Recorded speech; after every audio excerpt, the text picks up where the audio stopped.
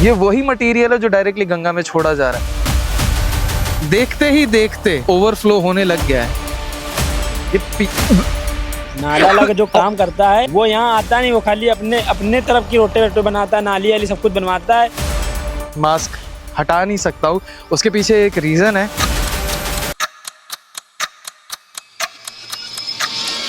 मैं भी एक ऐसे शहर में हूँ जिसने 1857 की क्रांति के अंदर एक महत्वपूर्ण भूमिका निभाई। ये वही शहर है जिसने ब्रिटिशर्स का परसेप्शन तक चेंज कर दिया था। ये वही शहर है जिसने सदियों तक देश की इकोनॉमी के अंदर एक बहुत महत्वपूर्ण भूमिका निभाई और देश को चलाने के लिए पैसा तक इकट्ठा करा। इंडस्ट्रियलाइजेशन चालू हुआ और यहाँ से पूरे देश के अंदर चमड़े का व्यापार चालू हो गया।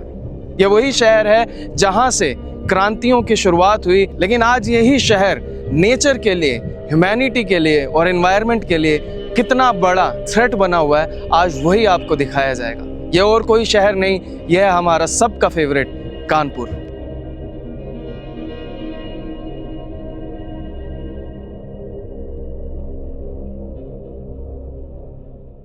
तो अभी हमें कानपुर के जजमऊ इलाके के अंदर और यहाँ पे एक बहुत बड़ा नाला जिसको मैं दिखाना चाहूँगा, एक बारी प्लीज़ दिखाया जाए।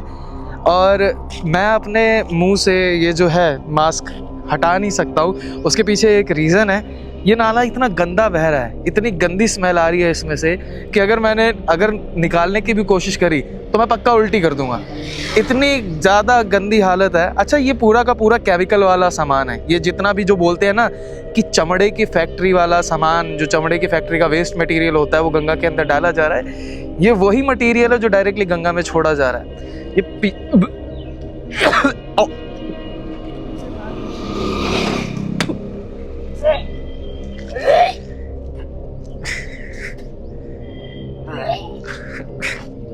तो समझ रहे हैं, इतनी ज़्यादा गंदी स्मेल है इसकी। ये पूरा का पूरा, अच्छा हमारे साथ आदि था, आदि उल्टी कर रहा है इसकी स्मेल से। नाउ यू कैन अंडरस्टैंड कि ये कितनी ज़्यादा घटिया जगह और कितना ज़्यादा यहाँ पे लोग भी रहते हैं। ऐसा नहीं है कि सिर्फ मैं ही बोल रहा हूँ, ये पूरी की पूरी यहाँ पे एक बस्ती है जो रहती है यहाँ पे। नाउ अंडरस्टैंड कि एक ऐसा इलाका, एक ऐसी कैपिटल, एक सिटी का एक ऐसा इलाका जो डेवलप होना चाहिए था, और ये वाला जो सामान है, ये जितना भी वेस्ट मटेरियल सादा गंगा में डाला जा रहा है। ये सवाल ये देश की जनता से है, यहाँ के विधायकों से है, यहाँ के सिस्टम से, एडमिनिस्ट्रेशन से है। ये जो सीधा डाला जा रहा है यमुना के अंदर, गंगा के अंदर इनफैक्ट बिना ट्रीट करे, इसका जिम्मेदार कौन है?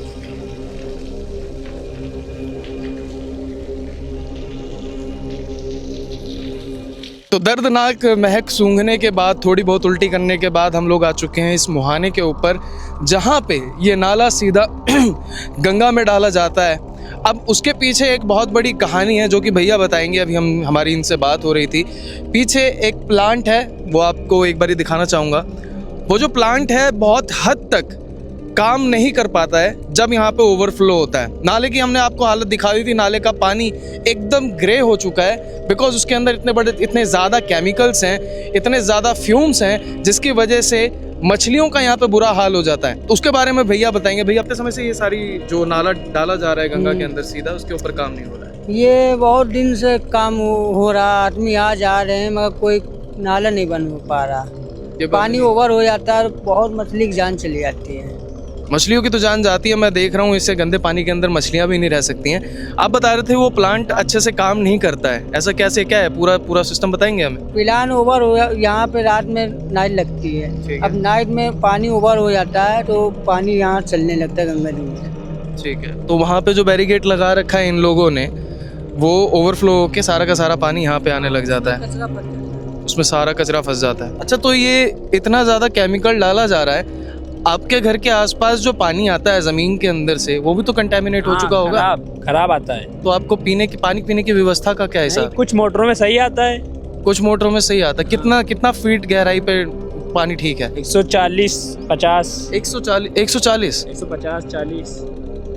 देखो जियोग्राफी मैंने पढ़ी है, मगर मैं बताऊं गंगा किनारे अगर आप रह रहे हैं एकदम तटीय इलाके पे, बैंक्स के ऊपर, आपको 30 फीट के ऊपर ही पानी मिल जाना चाहिए जो कि पीने योग्य हो, अगर मैं गलत नहीं हूँ। राइट, 30 से 40 फीट पे पानी मिल जाता है यहाँ पे, लेकिन वो इस केमिकल की वजह से पीने लायक नहीं है। पीने लायक नहीं है। हाँ। तो तो आपका पीने का व्यवस्था कहाँ से होती है तो पानी हम वानी? लोग सब लोग नीचे कराए ना, जो ज़्यादा नीचे कराए हैं तो उनका सही आता है तो वो लोग पीते हैं, और जिनका नहीं है तो उनका खराब हो नई मोटर चलाते हैं। गंगा इतनी ज्यादा गंदी हो गई है अभी तो पूरी गंदी हो गई, काली गंगा हो गई है। तो आपको डर नहीं लगता कि कोई केमिकल से मैं बीमार हो गया तो?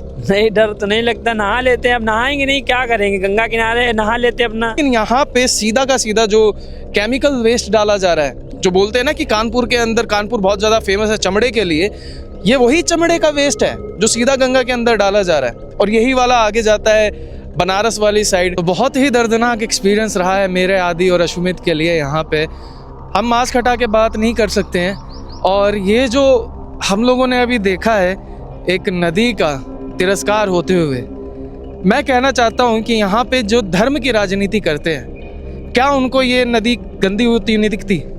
क्या उनको ये नहीं नज़र आता कि गंगा मैया को इस तरह प्रदूषित करा जा रहा है? इसका अशमित क्या दिमाग में आ रहा है ये सारी चीज़ें देख के? आज से लगभग मैंने 2 साल पहले नदियों को लेकर रिसर्च करी थी, तब उसमें गंगा का नाम आया था। तब मुझे लगा था कि इसकी रिपोर्ट गलत है, कि जो गंगा की बात हुई है इसमें कि गंगा दूषित हो गई है, गंदी हो गई, उसका पानी बहुत ज़्यादा गंदा है। क्योंकि जब मैं पुल से जाता था तो नदी एकदम साफ दिखती थी बहते हुए, लेकिन जब मैं ग्राउंड रियलिटी देखने आया, यहाँ पर देखा नाला एकदम उफान मार रहा है, देखिए बुज्जे निकल रहे हैं उससे।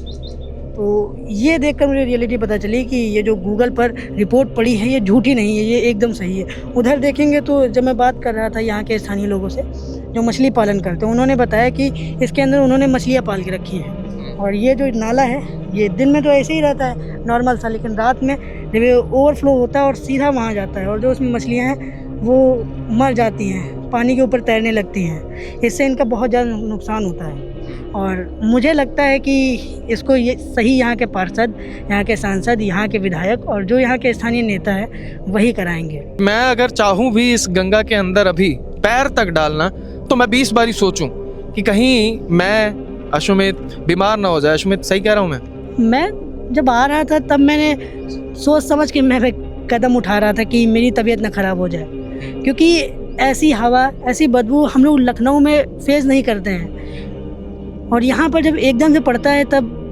जिनका इम्यून सिस्टम ख़राब होता है या फिर जो खा के आए होते हैं उनको उल्टी हो जाती है। आप लोगों को फील हुआ था। बिल्कुल। तो वही चीज़ है कि हम लोगों को किसी ना किसी रूप से इस चीज़ की जिम्मेदारी लेनी पड़ेगी, और देखते ही देखते आप अगर देख पाएँ कि वो ओवरफ्लो होने लग गया है।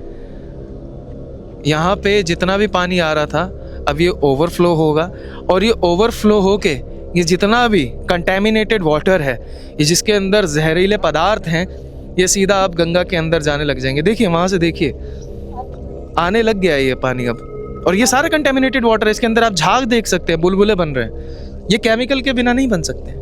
Guys I am sorry guys, अब यहाँ से हमें जाना पड़ेगा क्योंकि अब आदि को दोबारा से उल्टी का मन होने लग गया, क्योंकि पानी अब बहुत ज़्यादा गंदा महकने लग गया। So now it is time.